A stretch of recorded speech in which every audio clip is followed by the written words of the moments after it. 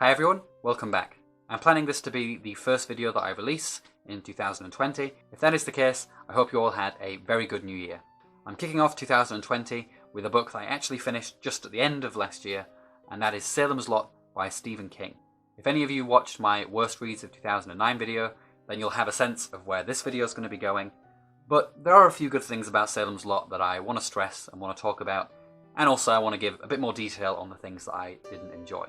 Before we start, I post new videos twice a week, usually on Mondays and Thursdays, so if you're interested in seeing more, please subscribe for notifications.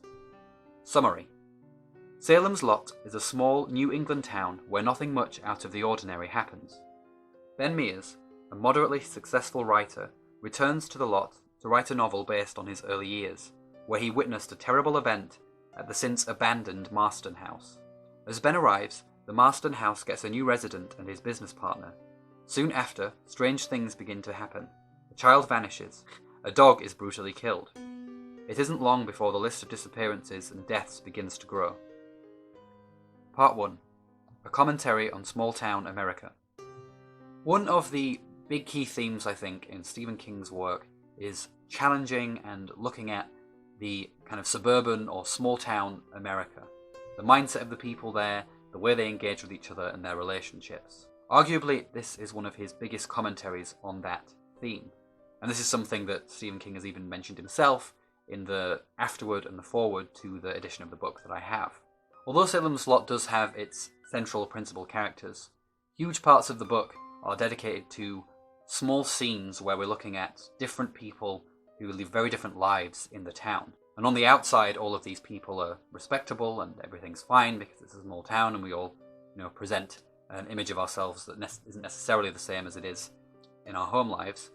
And we see the dark underbelly of those characters and their lives. We've got people with unhappy marriages, people having affairs, people abusing their partners, and even a mother abusing her child.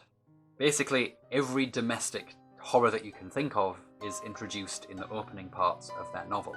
Another thing that I think he does is he uses the vampire as a character to also comment on the small-mindedness of the people. One of the things that I noticed when I was reading it is how the locals tend to focus on the femininity of the vampires when they arrive in town. And there's a lot of homophobia in the things that they say as well. I think this is the deliberate choice by King to again comment on the small-mindedness of people in these towns, where when you have someone who comes from a different place, I think they're supposed to come from Europe, so they're European, and obviously that doesn't gel with the kind of more rigid, masculine American men. So you end up with the small-mindedness being kind of shown or exposed by the introduction of these vampires, because the people in the town resist them because they're different, and they assume that because they're different they must belong to a social group that they despise. So I think that's all really good. So overall, this is probably the best aspect of the novel. It's capturing the small-mindedness that you often find in these parochial towns, and really showing how dark of an underbelly these places that seem nice and rosy actually have. Part 2. Reimagining Dracula. Another thing that King says in the version or edition of the novel that I have is that he was inspired by Dracula to some extent, or Bram Stoker's Dracula, should I say, to some extent when writing this. He noticed that in Dracula, it's an optimistic novel in the sense that the band of heroes rise up against Dracula and use their rational ingenuity and all the technology of the time to beat him back, and they eventually triumph. But King said he wanted to do something a bit darker with this book, and this is something that I think he achieved pretty well. Salem's Lot is definitely much grimmer than Dracula is in terms of its ending, in terms of what the characters have to go through to get to the ending, the ones that do. It is a much darker novel, and it is much more complex. The characters, the protagonists themselves are more complex. They're not just kind of virtuous heroes fighting against a big bad. One weakness that I would say though is that the vampires themselves are not very interesting, especially if you compare them, say, to Dracula, or even to something like Anne Rice's vampires. With Dracula or with Anne Rice's vampires, vampires have this big, brooding, terrifying presence that's very captivating and alluring and multifaceted. In Dracula, you actually spend a good amount of time with Dracula while Jonathan Harker is at his castle. So you really get a sense of Dracula's character.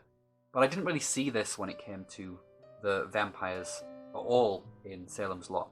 And even when a human character in the novel became a vampire themselves, they didn't really get much further development after that point. It seemed to me that the vampires in Salem's Lot, with the exception of the kind of leader vampire, were just more like zombies really, and not all that interesting. Part 3. Forgettable characters. So what let this book down for me the most was the characters. Aside from Ben and Susan, who were two of the main protagonists, and Straker, the assistant to the vampire, so the secondary antagonist, none of the other characters really stood out to me that much. In fact, when it came to the central group of men aside from Ben, I actually got some of them confused. On the one hand, that might have been because some of them have very similar names, like Mark and Mike and Matt, but on the other hand, they just didn't really stand out to me as fully fleshed characters. So when I'd read a chapter, put the book down, come back to it, and one of those characters was in a scene, I'd be like, which one was that again? Now this was something that surprised me because I have read other Stephen King books, and his characters are usually on point and usually really vivid and convincing. They're not the sort of characters that you would forget. But unfortunately, I did find that was the case with this book. Now there are a couple of exceptions, especially in the first part of the novel, where you spend a bit of time with the townsfolk. But a lot of that more complex character work just kind of falls off the rails by the time we get to the middle, where the action takes over. Also, when it comes to the kind of secondary locals, while I do think that, having them, be domestic, be victims of domestic abuse or abusers themselves or being alcoholics, doing all that to kind of expose the dark underbelly of small towns is great. But it does mean that a lot of those characters just come across as very one note. There's nothing to them aside from, I beat my wife, or I beat my baby, or I like to drink alcohol. So, yes, it's good because it does capture the theme that King is going for, but it does kind of sacrifice complexity and character there. I also think that because so much of the book deals with these secondary characters, it does mean that less time then gets spent on the main characters.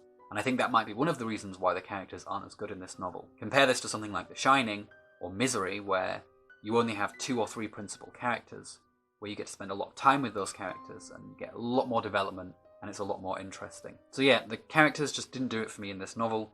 I confused some of them.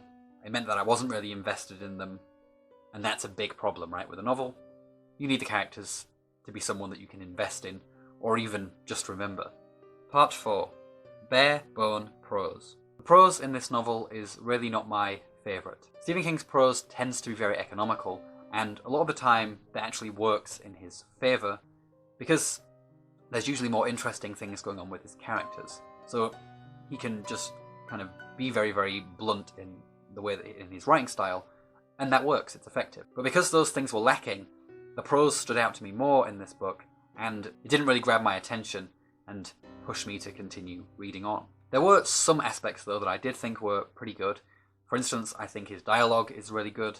In fact, even in terms of character, I think, although I wasn't that enamored by the characters, it's definitely in the dialogue in this book where the characters reveal themselves to the reader. King is really good at writing vivid dialogue that doesn't just seem like the author's own voice inserted in quotation marks. He's really good at bringing dialogue out, which I respect because when I write, dialogue is like the one thing that I really struggle with. So I always like to read writers who are good at dialogue because I can learn from them. Another aspect that I did like were the descriptive passages that happened maybe 3 or 4 times, maybe even more than that, where he just kind of describes the Salem's Lot, and he describes it once, I think, at the beginning when it's all kind of nice and rosy and maybe not underneath, but then as the problem gets worse in the town with the vampires, he describes this kind of decaying and death of the town, and those descriptive passages are really good, and where he's really flexing his writing muscles there. And again, doing it without using flamboyant or dramatic language. He's just able to evoke that sense of decaying and death really well in those scenes. So that's definitely one part of the book that I really did like and thought was excellent. Part 5, Conclusion.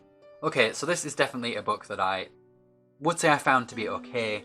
Probably wouldn't read it again, at least not by choice. But at the same time, I don't think it's a bad book.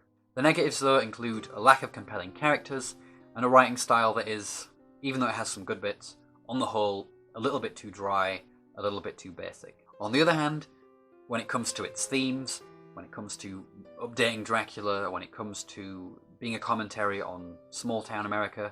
I think it does those things really effectively. And if you're interested in those themes, I think this book you might find more to appreciate here than I can. So there's definitely something to be gained from reading this, and who knows, maybe I will give it another try and see if my mind changes in the future. Alright guys, that's it for today's video. Please let me know in the comments what you think of Salem's Lot. Especially let me know if you like this novel, if it's one of your favourites, because I always appreciate it when someone can explain to me why something that I dislike has, aesthetic value or something that can be appreciated. So yeah, if you like this, please let me know in the comments. And if you agree with me, also let me know, because it'd be interesting to see what your thoughts are as well. Until next time, take care everyone.